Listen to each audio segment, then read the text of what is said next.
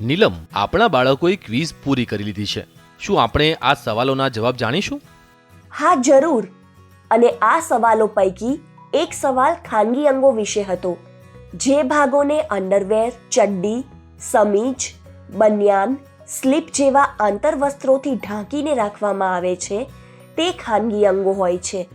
કોઈને પણ બાળકોના ખાનગી ભાગોને સ્પર્શ કરવો, જોવું કે તેના વિશે વાત કરવાની અનુમતિ નથી. છોકરાઓના શરીરમાં આગળની બાજુના આ ભાગ અને પાછળની બાજુના આ ભાગ ખાનગી અંગ છે.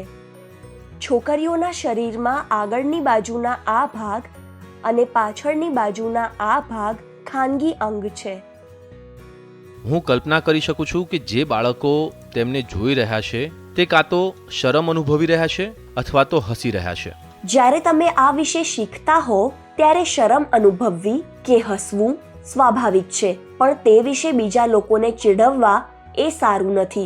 આપણે ખાનગી અંગો વિશે એટલા માટે શીખી રહ્યા છીએ કે જેથી પોતાને સુરક્ષિત રાખી શકીએ. જેમ જેમ તમે મોટા થાવ છો તેમ તેમ તમારે આ માહિતીનો ઉપયોગ પોતાના નાના ભાઈ બહેનો અને મિત્રોને સુરક્ષિત રાખવા માટે પણ કરવો જોઈએ.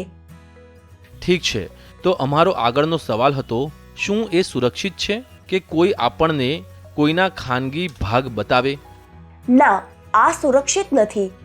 આનાથી આપણને એ જરૂરી વાતનો ખ્યાલ આવે છે કે કોઈના પણ દ્વારા આપણા ખાનગી અંગોને સ્વચ્છ અને સ્વસ્થ રાખવા સિવાય તેમને સ્પર્શવું, જોવું કે તેમના વિશે વાત કરવી અસુરક્ષિત છે. વાહ, યાદ રાખવા જેવું અહીં કેટલું બધું છે. હા, હું અમુક ઉદાહરણો દ્વારા તે સમજાવું છું. માની લો કે એક છોકરો અને એક છોકરી સાથે જઈ રહ્યા છે અને છોકરો છોકરીના કુલા પર તેને મારે છે. આ સ્થિતિ અસુરક્ષિત છે.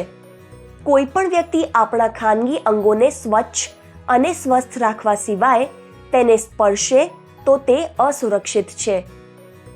બીજું ઉદાહરણ લઈએ. છોકરાઓનું એક ટોળું છુપાઈને છોકરીઓના બાથરૂમમાં જુએ છે. આ સ્થિતિ સુરક્ષિત છે કે અસુરક્ષિત? આ સ્થિતિ અસુરક્ષિત લાગે છે.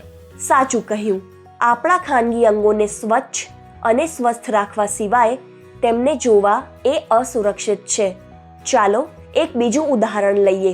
બે બાળકો એક છોકરાના ખાનગી અંગો તરફ ઈશારા કરી રહ્યા છે અને તેના પર હસી રહ્યા છે. તમને શું લાગે છે, આ સુરક્ષિત છે કે અસુરક્ષિત?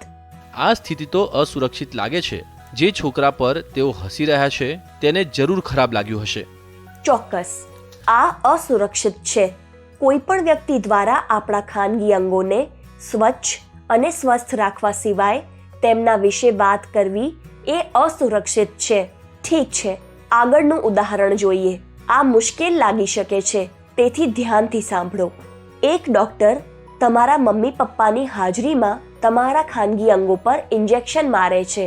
આ સ્થિતિ સુરક્ષિત છે કે અસુરક્ષિત? મને લાગે છે કે આ સુરક્ષિત છે. શું મારો જવાબ સાચો છે? હા, આ સ્થિતિ સુરક્ષિત છે.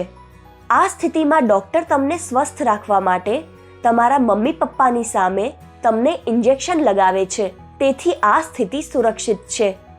હવે છેલ્લું ઉદાહરણ જોઈએ. ધારો કે એક છોકરીના હાથમાં વાગ્યું છે અને તેની મમ્મી કપડાં બદલવામાં તેની મદદ કરી રહી છે. વિચારો, શું આ સુરક્ષિત છે? અહીં મમ્મી સ્વચ્છ રહેવામાં છોકરીની મદદ કરી રહી છે, તેથી આ સ્થિતિ સુરક્ષિત છે. એકદમ સાચું. આપણે ઘણા ઉદાહરણો જોયા. શું હવે આપણે બાળકોને કેટલાક ઉદાહરણો વિશે પૂછી શકીએ કે અમુક સ્થિતિઓ સુરક્ષિત છે કે અસુરક્ષિત? જરૂર, ચાલો પૂછીએ.